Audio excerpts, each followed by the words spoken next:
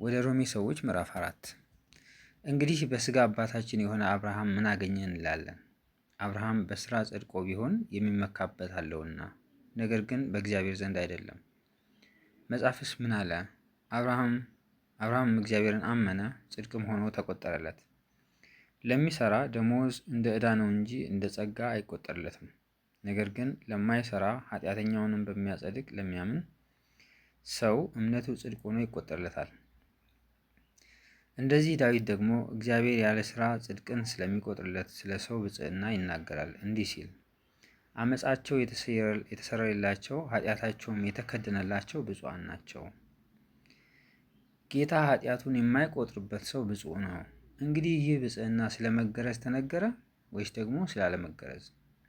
እምነቱ ለአብርሃም ጽድቅ ሆኖ ተቆጠረለት እንላለንና። እንዴት ተቆጠረለት? ተገርዞ ሳለ ነውን? ወይስ ሳይገረዝ?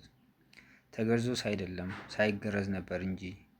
ሳይገረዝም በነበረው እምነት ያገኘው የጽድቅ ማኅተም የሆነ የመገረዝን ምልክት ተቀበለ።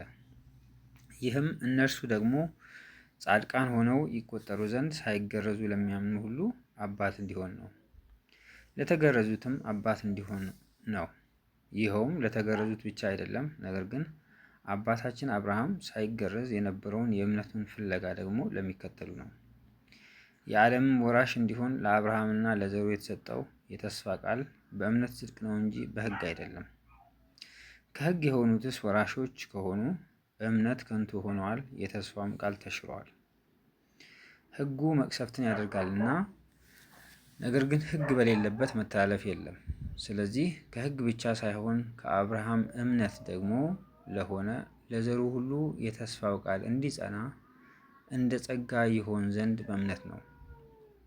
እርሱም ለብዙ አሕዛብ አባት አደረግሁ ተብሎ እንደተጻፈ ለሙታን ሕይወት በሚሰጥ የሌለውንም እንዳለ አድርጎ በሚጠራ ባመነበት በአምላክ ፊት የሁላችን አባት ነው።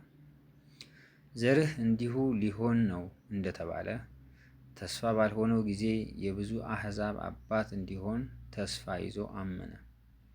የ100 ዓመትም ሽማግሌ ስለሆነ እንደ ሙት የሆነውን የራሱን ሥጋና የሳራ ማኅፀን ሙት መሆኑን በእምነቱ ሳይደክም ተመለከተ።